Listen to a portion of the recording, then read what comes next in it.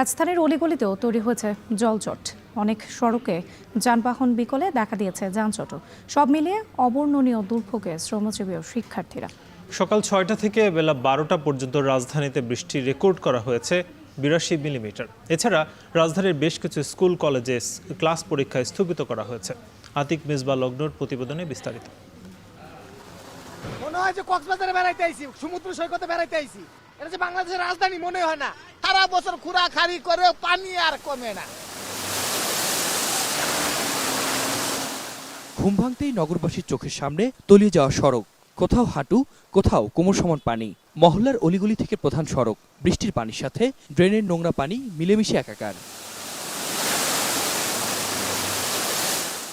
সপ্তাহের প্রথম কর্মদিবসে ঘর থেকে বের হয়েই সীমাহীন ভোগান্তি। গণপরিবহন স্বল্পতায় সিএনজি বা রিকশায় গন্তব্যে পৌঁছার চেষ্টা।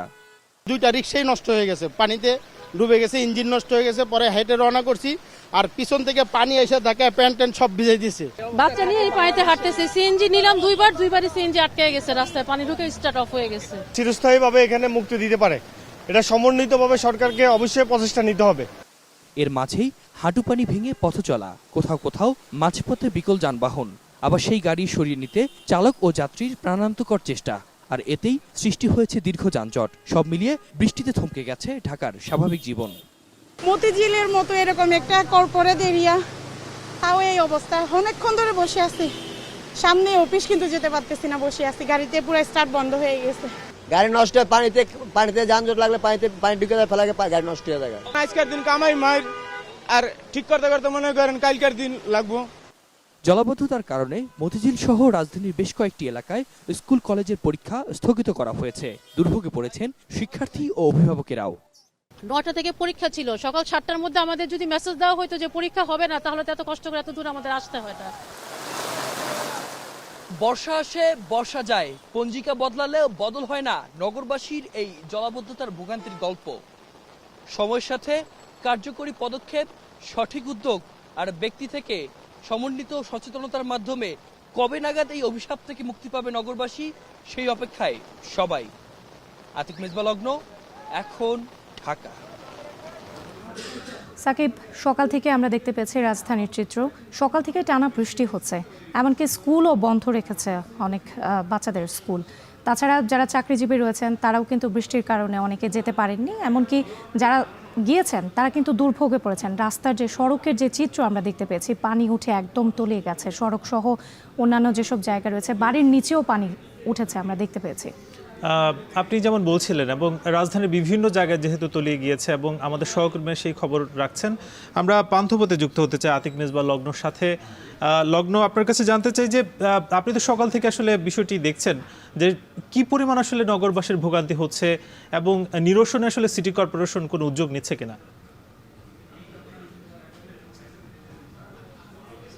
ভোগান্তির কথা তো কিছুক্ষণ আগে আমরা প্যাকেজেও শুনছিলাম বা দেখছিলাম যে আসলে কোন ধরনের ভোগান্তি হচ্ছে।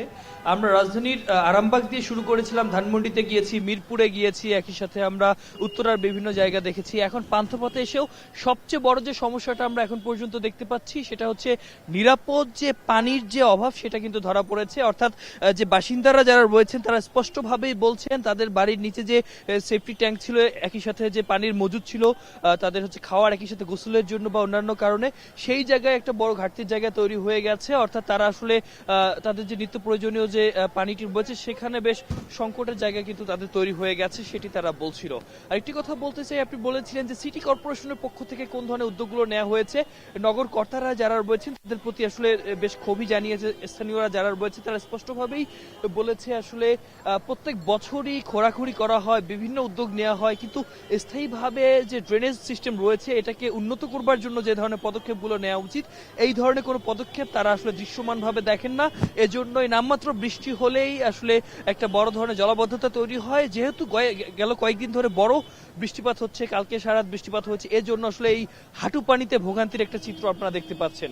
আমরা দেখেছি যে এখানে যে শুধু রিক্সা আছে তা না, যেহেতু গণপরিবহনের একটা অভাব খুবই প্রকট অবস্থায় ধারণ করেছে, সেই অভাবের জায়গা থেকে মূলত আসলে রিক্সায় উপর নির্ভর হতে হচ্ছে, সিএনজির উপর নির্ভর হতে হচ্ছে, এবং বেশিরভাগ রিক্সারই কিন্তু যে মোটর ব্যবস্থা রয়েছে সেগুলো নষ্ট হয়ে গেছে, যার কারণে যারা সাধারণ যারা রয়েছেন তারা মূলত আসলে ঠেলে ঠেলে রিক্সা পার করছেন। একই সাথে আমরা দেখেছি ব্যক্তিগত যে যানবাহনগুলো রয়েছে অনেক জায়গায় আসলে গ্যারেজও ডুবে গেছে যে তারা গাড়ি সেখানে ঠিক করবেন। চালকরা যারা রয়েছেন যারা ব্যবসায়িক উদ্যোগে ব্যবহার করে থাকেন, একই সাথে এর আশেপাশে পান্থপথের আশেপাশে কিন্তু অনেকগুলো হাসপাতাল রয়েছে, সেখানে আমরা দেখেছি অ্যাম্বুলেন্সও আসলে রোগী নিয়ে সেখানে থমকে ছিল বা দাঁড়িয়ে ছিল। এটাও কিন্তু একটা বড় ভোগান্তি তৈরি করেছে এবং পরবর্তীতে আমরা দেখেছি যে সেই রোগীকে অ্যাম্বুলেন্স থেকে রেস্কিউ করে নিয়ে গেছে, সেরকম চিত্র আমাদের চোখে পড়েছে। একই সাথে সিটি কর্পোরেশনের দু একটা গাড়িকে আমরা বিচ্ছিন্নভাবে দেখেছি, কিন্তু যে কোনো কার্যক্রম বা এখানে যে ড্রেনেজ সিস্টেমের যে গর্তগুলো রয়েছে, যে লাইনগুলো রয়েছে সেগুলোকে পরিষ্কার করবার জন্য যে ধরনের উদ্যোগ নেওয়া উচিত সেরকম উদ্যোগ এখন পর্যন্ত আমাদের চোখে পড়েনি। স্থানীয়রা যারা রয়েছেন তারাও কিন্তু একই অভিযোগটা জানিয়েছেন যে আসলে যেহেতু কয়েকদিন ধরে বৃষ্টি হচ্ছে, রাত থেকে বৃষ্টি হচ্ছে, যে ধরনের আসলে প্রস্তুতি থাকা দরকার সেই প্রস্তুতি নিয়েও কিন্তু অনেকে প্রশ্ন তুলেছেন যে আসলে কি হচ্ছে। একই সাথে সিটি কর্পোরেশনের একজন কর্তব্যরতের সাথে আমরা কথা বলেছিলাম, তিনি বলেছেন ব্যক্তি পর্যায়ে যদি সচেতনতা থাকতো, অর্থাৎ যারা ব্যক্তি পর্যায়ে রয়েছেন তারা যদি যেখানে সেখানে ময়লা আবর্জনা না ফেলতেন সেক্ষেত্রে আসলে এত বড় ভোগান্তি হতো না। এই যে দোষ চাপাচাপি দায় চাপাচাপির মধ্যে আমরা দেখেছি যে যারা নগরবাসী রয়েছেন তাদের ভোগান্তির যে গল্প সেই গল্পে কোনো পরিবর্তন হয়নি। আরেকটি বিষয় জানিয়ে রাখা খুবই জরুরি, আমরা দেখেছিলাম যে পান্থপথের এই এলাকাটিতে আসলে বেশ কিছু ফার্নিচারের মার্কেট রয়েছে, সেখানে বড় ক্ষতির আশঙ্কা দেখছেন। একই সাথে যে আবাসিক যে সড়কগুলো রয়েছে সেখানে আসলে ড্রেনেজ সিস্টেমের ময়লা এবং রাস্তা সবকিছু কিন্তু একাকার হয়ে গেছে, যার কারণে একটা ভোগান্তির জায়গা তৈরি হয়ে গেছে এবং সেই ভোগান্তির চিত্রই আপনারা দেখতে পাচ্ছেন। যে রিক্সাগুলোকে খুব স্বাভাবিকভাবে আপনারা দেখছেন যে রিক্সাগুলো এখানে রয়েছে, সেই রিক্সাগুলো বেশ বেগ পোহাতে হচ্ছে। একই সাথে গণপরিবহনে একটা বড় সমস্যা হচ্ছে। আমরা সরকারি সার্ভিস নিয়ে যে বিআরটিসি রয়েছে সেই বিআরটিসিতে বড় ভোগান্তি দেখেছি। একই সাথে যে রিক্সাটি দেখলেন এটিরও কিন্তু যে বিকল হয়ে গেছে, যার কারণে একটা দুর্ঘটনা ঘটার সমূহ সম্ভাবনা এখানে তৈরি হয়ে গিয়েছিল এবং সেখান থেকে এই যে রিক্সাটি এখন থেমে গেল যেমনটি আপনারা দেখতে পাচ্ছেন।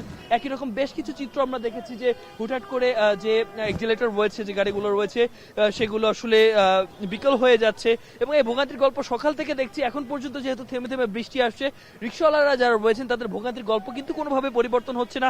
তাদের অভিযোগ চলছে, নগরবাসীর ভোগান্তির অভিযোগ চলছে এবং এর মধ্য দিয়ে তারা আসলে সুন্দর একটা সমাধানের অপেক্ষা করছেন, যে সমাধানের মাধ্যমে জলাবদ্ধতা থাকবে না। তো এই ছিল আমার এখান থেকে সর্বশেষ। লগ্ন, অসংখ্য ধন্যবাদ আপনাকে নগরবাসীর যে ভোগান্তির খবর জানাচ্ছিলেন।